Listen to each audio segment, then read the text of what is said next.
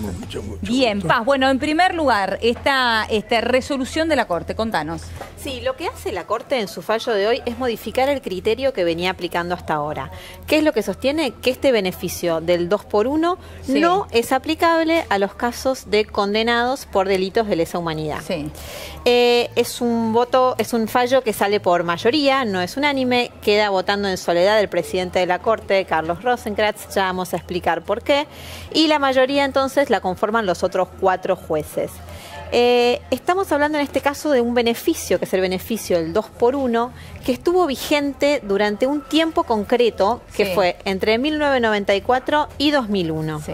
Durante ese periodo de tiempo, la ley estableció que aquellos que tuvieran una prisión preventiva de más de 2 años, a partir de esos 2 años, cada año de prisión preventiva se computaba doble. Claro. ¿Para qué? Para evitar eternas prisiones preventivas. Sí. Ahora bien, esto, decimos, rigió entre 1994 y 2001. Sí. En esa época, los delitos de lesa humanidad de los que estamos hablando habían sido cometidos mucho antes y todavía no estaban siendo juzgados, porque regían las leyes de obediencia debida y punto final. Sí. Ahora, en materia penal, rige un principio que es el de la ultraactividad de la ley penal más benigna. ¿Qué quiere decir esto?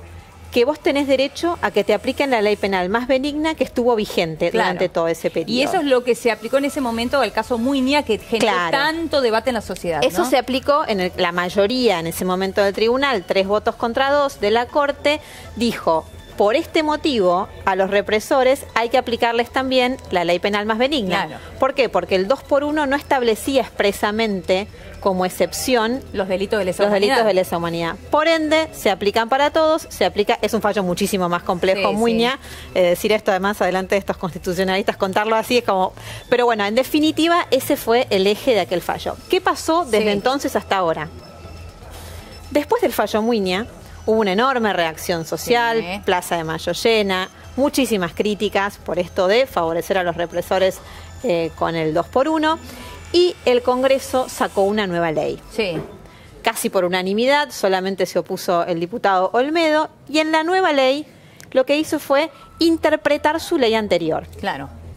Aclarar los alcances. ¿Por qué? Es una ley muy breve que lo que dice es: el 2x1 no se aplica a los represores, a los casos de crímenes de lesa humanidad. Perfecto, clarísimo. Entonces, como consecuencia de esa ley, hoy 2 de los jueces que antes habían votado en favor de los represores, para decirlo de un modo simple, hoy cambian el voto. Dicen: esta nueva ley es una ley interpretativa de la anterior. Se basan en la ley interpretativa en este caso. Entonces, como cambia la ley, porque esta nueva ley, en realidad, como está aclarado ahora el alcance que antes no teníamos aclarado, entonces lo que pasa es: no podemos aplicar, no se aplica a los represores. Claro, perfecto. Así se conforma ahora esta nueva mayoría, con Lorenzetti y Maqueda, que se mantienen en su posición anterior diciendo no eran aplicables el 2x1 por otro montón de motivos a los crímenes de lesa humanidad, sumado a Hayton y Rosati, que dicen: atenti señores, con la nueva ley nos basamos en la ley interpretativa ahora. Claro. Y Rosenkrantz se mantiene. Rosenkrantz lo que dice es que esa ley, primero, no es interpretativa, sino que está modificando los alcances de una ley anterior, y que aún si dijéramos que es interpretativa y si la tuviéramos como tal, no puede aplicarse con efectos retroactivos por este principio de siempre rige la más benigna. La ley más benigna, clarísimo. Bueno, vamos a escuchar la opinión de los especialistas en el tema que están aquí con nosotros. En primer lugar, Gargarella, quería preguntarle cuál es su opinión con respecto a esto. Bueno, analizaría de modo distinto los distintos fragmentos del fallo, porque efectivamente, digamos, ha habido opiniones diferentes. Efectivamente, la ley interpretativa es lo que hace toda la variación. Yo tengo una concepción del derecho que incorpora, digamos, como posible y deseable inclusive lo que son estas normas interpretativas. Entiendo efectivamente que hay un problema posible porque uno dice, bueno, no queremos que el Congreso se involucre y bajo la luz de, digamos, la cobertura de decir que está interpretando el derecho, se meta a manipular normas penales para podría convertir... pasar en otras cuestiones también, ¿no? Totalmente, pero bueno, primera cosa importante es, hay un control judicial, como el que tenemos ahora. O sea, no es que, digamos, solamente decimos que hable la política, sino que puede haber una ley interpretativa o una declaración, que yo creo que es esto, una declaración interpretativa, y la justicia va a decir, digamos, esto se ajusta a derecho, está violando garantías penales o no. ¿Por qué me parece que está bien? ¿Por qué es interesante para mí las normas interpretativas? Porque entiendo que la interpretación del derecho y de la Constitución en general es una tarea que nos involucra a todos y que involucra a los distintos poderes. Y el Poder Legislativo tiene el derecho de decirle al Poder Judicial, mire, usted está haciendo una lectura de lo que yo dije que es equivocada. Entonces, no me lea de ese modo, porque me está leyendo de modo contrario a las convicciones íntimas que yo he estado insistiendo durante todo el tiempo. Por ejemplo, en materia de juicios de lesa humanidad, en mis compromisos en materia de derechos humanos. Entonces, le aclaro que no me lea de ese modo porque me está leyendo mal. Y me parece que es un ejercicio interesante, una democracia entendida como conversación, como diálogo. Entonces, no es que solamente el Poder Judicial tiene que tener la posibilidad de expresar y decir, este es el derecho y esta es la última palabra en torno al derecho, sino que el Poder Legislativo puede intervenir en esa conversación y aclararle, mire, porque no me malinterpreta. Es quien planteó, quien hizo esa ley, ¿no? El Poder Legislativo, y le está diciendo eso. No me interpretó como yo quería que usted Una sola línea al respecto. Sí. En el mismo año en que se dictó la ley del 2x1, fue el 94, se dictó la Constitución del 94, que fue un cambio sideral en el derecho argentino. Sí. La nota preponderante de la Constitución del 94 fue el nuevo compromiso en materia de incorporación de los derechos humanos. Entonces, el Congreso tiene el derecho de decirle, usted me está haciendo una lectura de lo que yo dije en el caso del 2x1, que es totalmente incompatible con mi historia y con lo que declaramos desde la política ese año, que es un compromiso extraordinario en materia de derechos humanos. Entonces, no me lea de ese modo. Me parece que es legítimo ese ejercicio. En el caso suyo, Loñ, ¿qué opina? Sí, no, yo comparto ampliamente lo que acaba de decir el doctor Gargarella, pero yo creo que el pacto, lo que está ocurriendo en este fallo, el artículo 6 del Código Penal es muy claro, muy contundente. Y yo lo voy a leer porque no quiero que piense la gente que yo lo estoy interpretando. Bien. Voy a leerlo. Y dice así, si la ley vigente al tiempo de cometerse el delito fuere distinta de la que existía al pronunciarse el fallo en el tiempo intermedio, se aplicará siempre la más benigna. Si durante la condena se dictara una ley más benigna, la pena se limitará a la establecida por esa ley. En todos los casos del presente artículo, los efectos de la nueva ley se operará de pleno derecho. Contundente. ¿No? Ahora, muy bien. Hay un tratado de Roma, que creó la Corte Penal Internacional, y allí Moreno Campo coincidió también con esta interpretación y la que ahora hizo la Corte Penal Internacional. Fíjense, se trataba en un caso allí la aplicación de esto a un general de serbio, que había cometido delitos de lesa humanidad brutales, y sin embargo le aplicaron la ley penal más benigna. Ahora, muy bien, ¿por qué se la aplicaron? Porque el Tratado de Roma, el Tratado de la Corte Penal Internacional, artículo 24 y 22, para quienes hayan incurrido en tan graves infracciones, se refiere a estas que decíamos, tan grandes infracciones, que antes de que se dicte la sentencia definitiva, se aplicarán las disposiciones más favorables a la persona objeto de la investigación. Ahora, por eso a este general le aplicaron la ley más benigna. Pregunta, los delitos de lesa humanidad, como la desaparición, ¿no son delitos que continúan siempre en el tiempo? Porque estamos hablando de una desaparición. Entonces, en todo caso, siempre habría una ley nueva. ¿Cómo se interpreta por un lado, eso? Yo quisiera desafiar un poco, digamos, en parte también coincido con lo que dice el doctor, pero quisiera hacer una aclaración.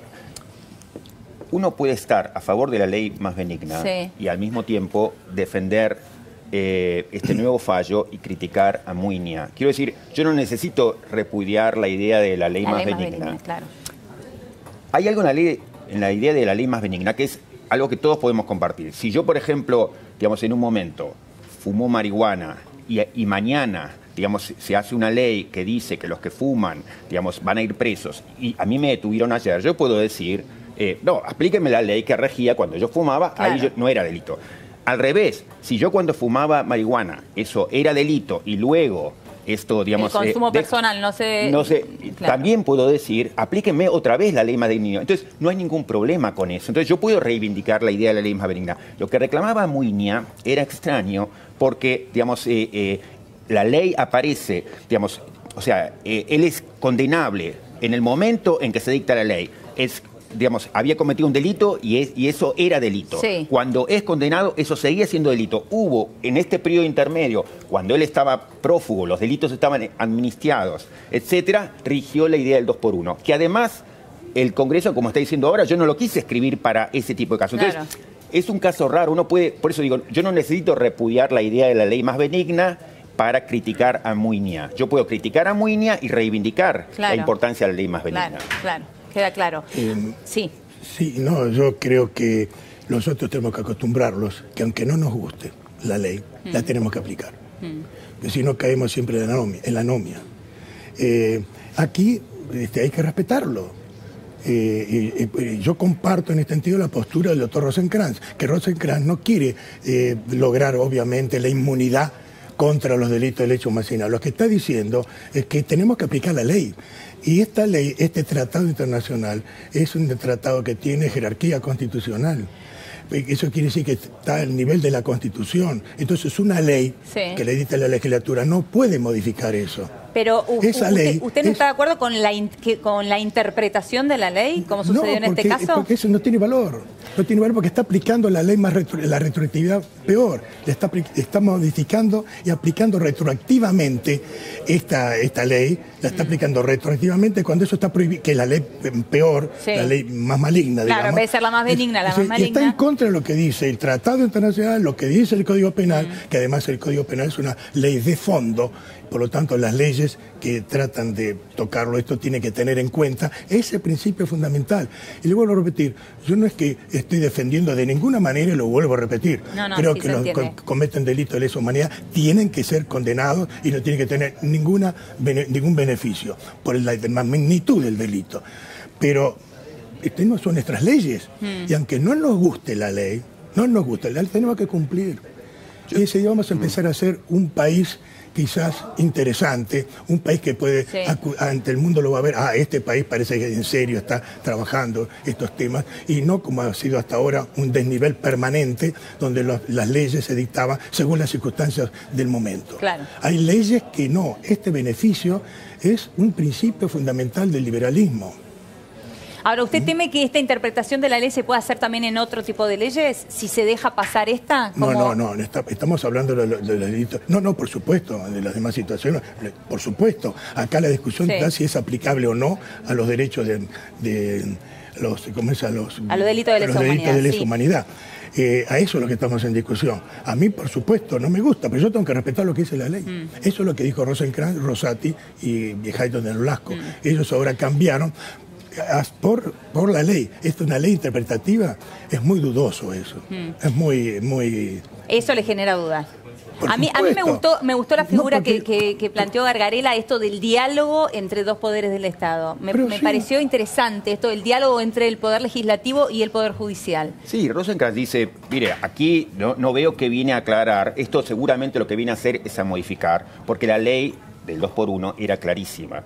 Yo lo que le diría a Rosenkrantz en ese voto es, a lo mejor el texto de la ley era claro, pero el juez lo que hace es ve cómo en un caso concreto se aplica la ley. Y ahí, en ese caso concreto, nos generaron un montón de dudas, que era cómo se entendía en ese caso concreto la ley. Entonces, el Congreso vino a decir, si tiene tantas dudas sobre algo que es tan importante, donde se nos va la vida, en el sentido de que tiene que ver con una política absolutamente crucial para nosotros, que es la política de derechos humanos, entonces le vengo a aclarar qué es lo que quise hacer. Me parece que es totalmente genuino y me parece que forma parte de una manera interesante de pensar el derecho.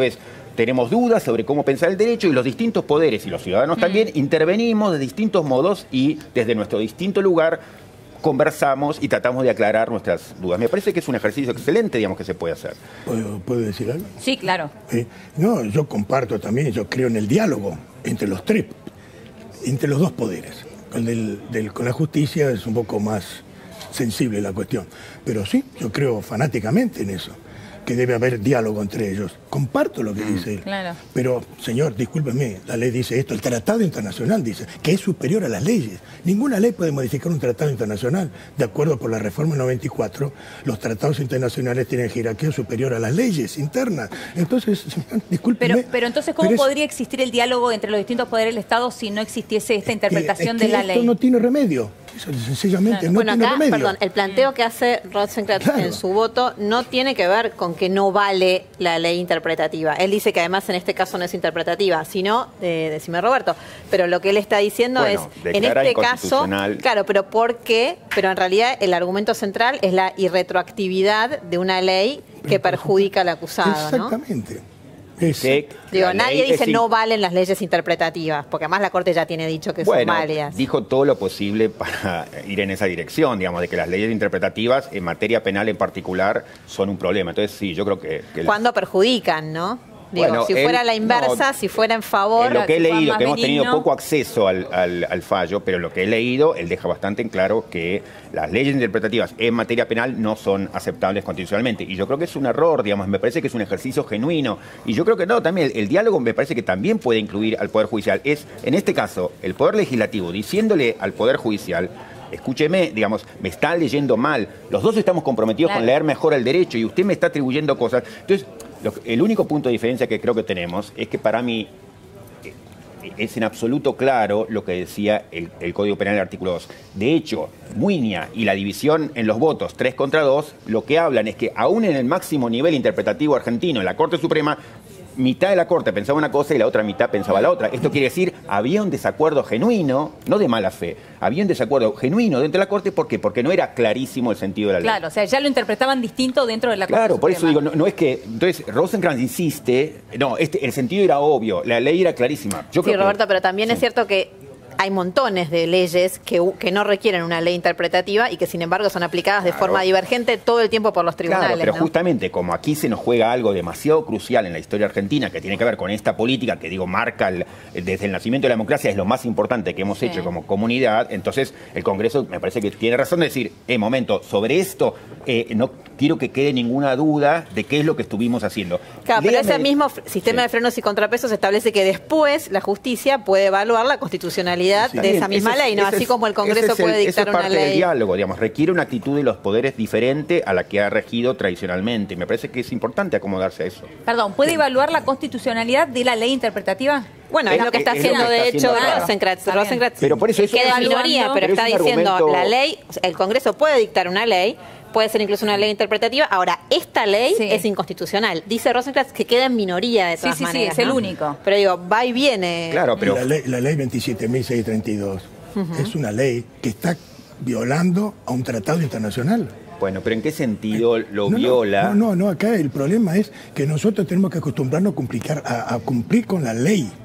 Esto, diga lo que diga, porque además se está haciendo... Bueno, pero no creo que la intención del doctor Gargarella sea incumplir la ley, ¿no? Digo, acá...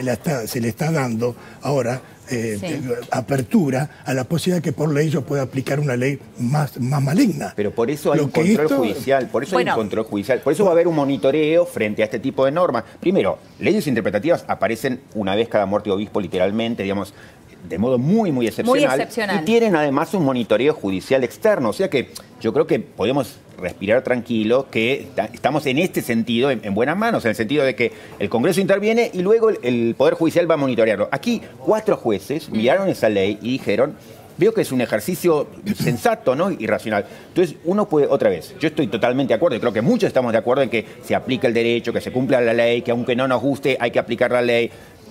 Tengo completamente, digamos, de acuerdo de que en materia de juicio de lesa humanidad hubo muchas cosas que se hicieron mal. Entonces uno puede reivindicar los juicios y reconocer muchas cosas que se hicieron mal. Simplemente, en este caso, yo creo que había espacio para que apareciera este fallo y apareciera aquella ley interpretativa. Y no es un ejercicio contra derecho. No me parece que haya posibilidad. Con una ley hemos modificado el principio del Código Penal, donde se puede aplicar retroactivamente la ley penal más grave.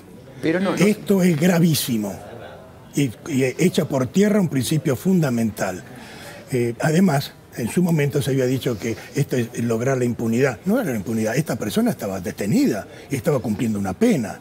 No estamos hablando de impunidad. No, claro, quedó muy claro. Ya cumplió la pena, igual no lo afecta. La verdad, en este caso concreto no lo afecta la nueva decisión del fallo porque ya estaba cumplida. De todas maneras, la pena. Yo creo que tenemos tenía que una pena de 13 aplicar años. la ley. Me guste o no me guste. Usted sobre todo se basa en la igualdad de la ley. Eso nos va a dar seguridad jurídica. Pero en eso estamos de acuerdo. Debe aplicarse la ley, debe aplicarse aunque no nos guste. Digamos, muchas de las cosas que hemos hecho han estado bien y otras mal, y eso todos lo podemos reconocer. La cuestión es aquí si estamos aplicando mal la ley o si tiene una lectura obvia. Y en eso lo que yo estoy diciendo es, podemos estar en desacuerdo como estaban en desacuerdo en Muiña, digamos, mitad de la Corte pensó una cosa y mitad otra. Claro. ¿Eso por qué? Porque los que perdieron o los que no querían aplicar, Lorenzetti y Maqueda, no querían aplicar la ley. No, querían aplicar la ley, pero la entendían, la leían de modo distinto, no porque habían enloquecido. Ahora, ¿esto porque no podría abrir más puertas de interpretación, que se pueda interpretar otras leyes de esta manera? Y que pero, se pueda por supuesto, y da pie a eso, por supuesto. Pero eso no tenemos que ¿No le podemos temer a eso, digo? Insisto, creo que leyes interpretativas, digamos, uno puede contar con los dedos de una mano las que aparecieron en la historia argentina, y si tienen además un monitoreo judicial externo, yo no creo que haya razones para temer en la medida en que tengamos una Corte Suprema independiente. El contexto político de esto, digo, más allá del debate jurídico, es que esa ley se dicta, la ley posterior a Muiña, se dicta muy pocos días después de Muiña, cuando, ya te digo, había un fervor en contra de ese fallo muy fuerte, a punto tal, ¿cuántas leyes conocemos que sean votadas casi por unanimidad por el Congreso?